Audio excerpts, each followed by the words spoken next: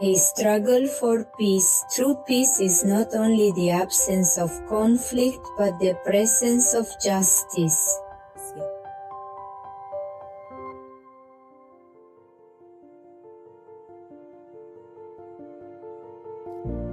The following story briefly narrates the struggle of a leader to implant a seed of equality in his country, which was divided by racial classes. Nelson Mandela, recognized worldwide for his resilience and for his legacy of peace, lived by ideals that were not easy to achieve. His struggles cost him great hardships, but he did not give up his dream of a fairer society, and life gave him its reward. He was born in 1918 in a small town in the Eastern Cape province. He grew up in an environment of tribal traditions and learning in his community. He was sent to study at Clark Reddy School and then Hilton College, where he began to train as a leader. He then went to the city of Johannesburg, where he graduated as a lawyer. Sometime later, along with other young leaders, he founded the African National Congress Youth League.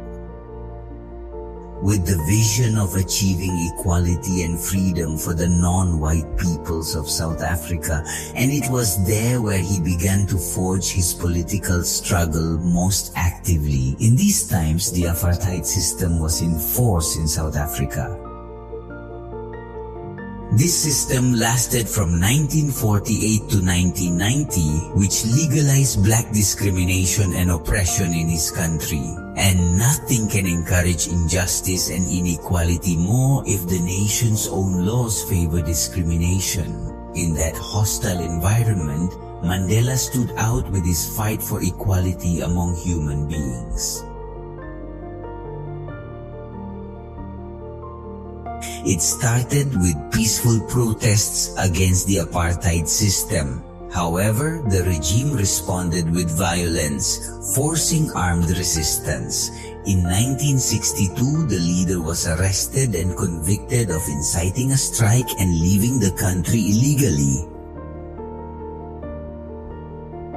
He was released shortly after, but this marked a blow to his fight for equality. 2 years after his first arrest, Mandela was arrested again and sentenced to life in prison on charges of sabotage and conspiracy to overthrow the government.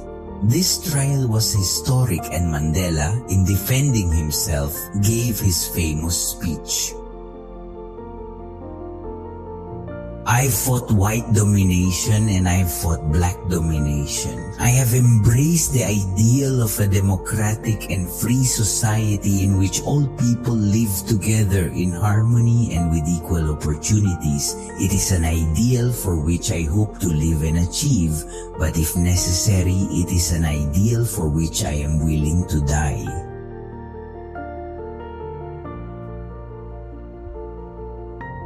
Mandela had to spend 27 years in prison. There he suffered inhumane conditions, but his name was a symbol of the fight against a system of racial discrimination. International pressure against the apartheid system grew as sanctions and global isolation increased. In 1989, President Clerk came to power, and upon seeing the magnitude of internal and external resistance, he realized that the apartheid system was no longer sustainable. Finally, Mandela was released. Everyone expected revenge for what they did and for retaliation to fall on the system that did so much damage to them.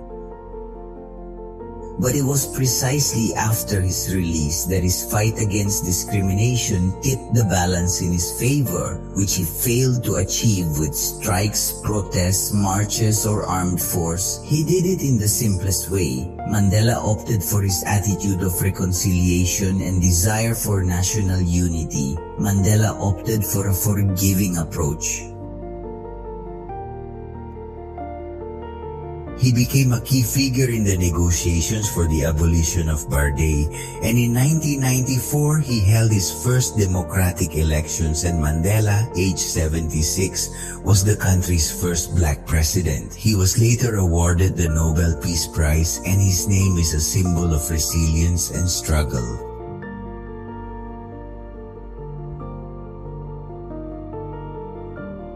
It makes clear to us the lesson that he did not let himself be dominated by hatred or resentment. He did not let his heart harbor revenge, but forgiveness was the key to his victory. He showed the world that true strength lies in the ability to forgive and to work for the common good even when adversity is extreme. You may have done everything, and forgiving yourself may seem like the last thing you want to do, but the path to true peace is precisely this. Jesus said, "Forgive our trespasses as we also forgive our trespasses." When forgiveness is forgiven, enmity and pride are overcome, and in that act, the path to true peace is found.